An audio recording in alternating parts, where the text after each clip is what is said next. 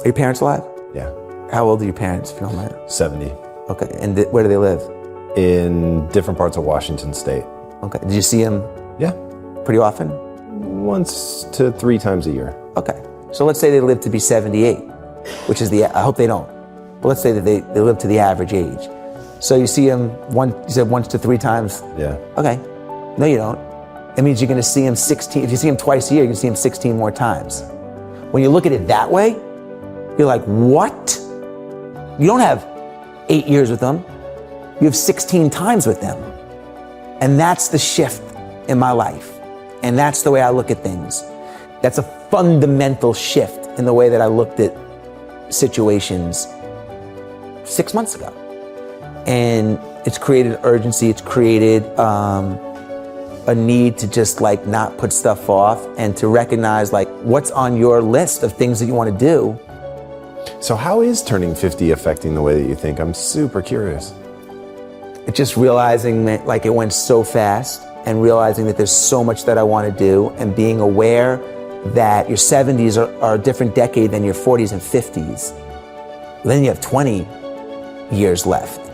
And when you put it in perspective of how many weekends there are, you know, there's only 52 weekends, and you start to look at it like that, you're like, I'm gonna be 80 in 30 years. It's scary. You know, I got kids. It's scary because there's a lot I want to do. I feel like I haven't done anything compared to what I want to do and the opportunities. So, you know, it just, how do you manage your time? I never thought like that. I thought I'm going to live forever. And I'm bulletproof and all that stuff, and I'm not. And when you turn 50, shit happens. Friends get sick, you know. Take advantage of the opportunity that you have at this age and the people that you know to create amazing, to build your life resume and sort of talk about all the time. You know, it's like you have the work resume, so what? That means nothing if you're not building up your life resume. Yeah. There's only 2 kinds of moments, man. Like the moments that happen, 9/11, you knew exactly where, you never forget that, but you didn't control that. It just happened. There are moments like that where you have no control over, that you just remember because they're so vivid. And then you have the moments that you have control over, that that you circle, that you create, that you put in a position to happen. And that's, kind of how you build this life resume. And that's what that's what I hope my kids do. I hope they have a life filled with memories.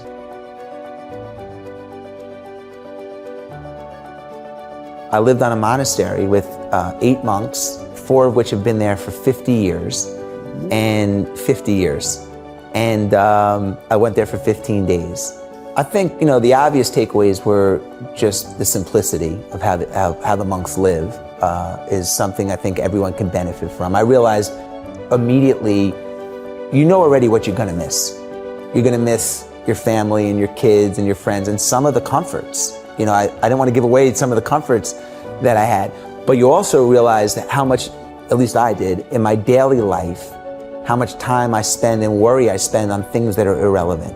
And when I released that, I got so insanely creative and had so much energy, because thoughts, worry, all that, it's exhausting. Well, I think like everybody, I feel overwhelmed a lot still, even though I'm older now and I've had some success and failure, but I still have a lot of arrows that come at me all the time. Requests for my time, challenges at work, challenges raising kids. Being in a marriage, is not easy. I mean, we have a great marriage, but it's not easy. It's work. Sure. And it's overwhelming. So for me, I think part of it is always having something big on my calendar that I can look forward to. Every other month, I try to put something on my calendar for a weekend that I can really look forward to. So it helps me get through the tough times.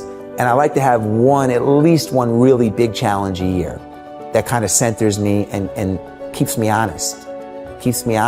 And that's really helpful for me. And then the other thing that I do that really helps is I have a journal, and I just take everything that's on my head and I keep it in a master journal. Doesn't mean I'm gonna get to it, doesn't mean it goes away, but it gets out of my head and it goes somewhere else to free up space in my head. And then I'll just work it off, or I'll prioritize it from the master list. But just the act of taking all the stuff that's in your head, putting it on paper in one place where it lives is like really freeing and energizing. How do you teach somebody to look for those opportunities, to create those opportunities? Because everyone's going to hear the no, but 99.99999% of people just accept it. It's always having the end of the movie in my head and then filling in the script. So I knew I was going to leave there with a sale. I just had to write the script, and the script might change. There might be, call an audible and you have to rewrite the script, but the end of the script was always the same. I'm going to run 100 miles. Okay, well, how are you going to do that, Jesse? You're not like a crazy endurance runner. Well, then let's think backwards of how, but it starts with the end scene in the movie, even the exit. Okay, we're going to build this to sell. I don't know who I'm going to sell it to. But that's sort of been always kind of the mentality. And I think the second point to that is once you get over the fear of being embarrassed, no one likes to be embarrassed. But once you get over being scared of being embarrassed, it's super liberating. And it allows you to go into lanes that otherwise you wouldn't go into. And everybody's wired differently.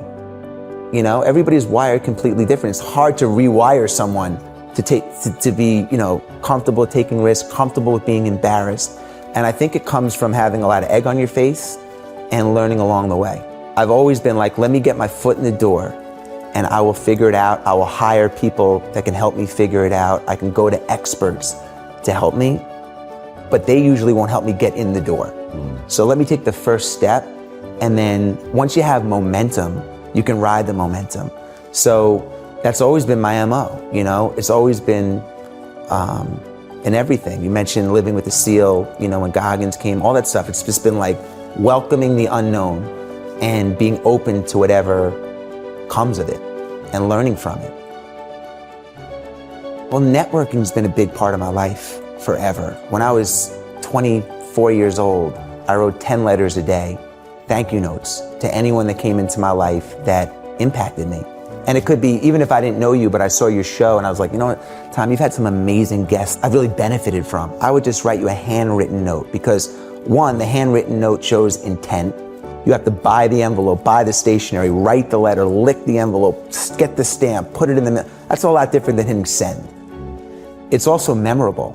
How many handwritten letters have you gotten this year? So I literally wrote 3,000 letters in 1 year. And it could be to a doorman, cab driver, it could be anyone. I would just get their card and I would thank them. That was my form of networking. Even to this day, I have a hot 50 list of 50 people that can help me, that I want to stay in touch with, that I make sure every quarter or so, I send them a note and they always comment on it. Like, thank you so much. And it's authentic. I'm not just writing it to write it. I mean, they have to really have had an impact on me, and it's a meaningful note. It makes me feel great, and it makes the recipient feel attached to me in a different way. At an early age, I understood the importance of that. The people that you meet in your 20s rise up in their 30s and are in great positions of power in their 40s. You don't know when you're in your 20s who's gonna make it and who's not. So, you treat everybody properly and respectfully, and you stay in touch. And very often those relationships merge their heads years later, decades later. Pretty much all of us, myself included, we live in a world of routine. Routines are comfortable, but routines can be a rut. And when you're in a routine, the clock goes fast. It goes fast. I was 35 yesterday. Wow. When you're in a routine, get up, get the kids ready, take them to carpool, go work, come out, boom, day over, next day. It's like, and then if you don't get out of the routine and take advantage of those 5 weekends a year, creating whatever, you wake up and you're 60 and 70 or 50 or 40 or whatever, and you're like, man, my knee's messed up. I always wanted to do that, but now I can't do that. Man, you just don't know. I just said to my wife as I turned 50, I want to have a big celebration. This is a monumental birthday, and it's really affecting me, how I think. It's like, I didn't think it would, but turning 50 is having a big impact on me.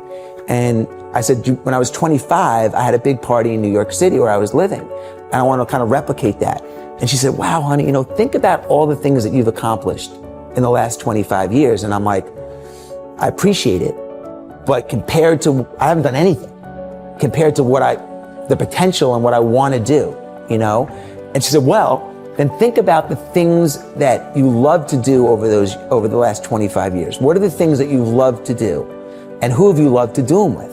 And for me, it's been the races, the travel, the this and the that. She said, well, look, put as much of that on your plate as you can with the people that you love to do it with in the next 25 years of your life. And that's sort of my mission statement. We invest so much time in our work resume, which is important, but I think it's equally, if not more important, to build your life resume, because that's really an indication of who you are and what you're becoming.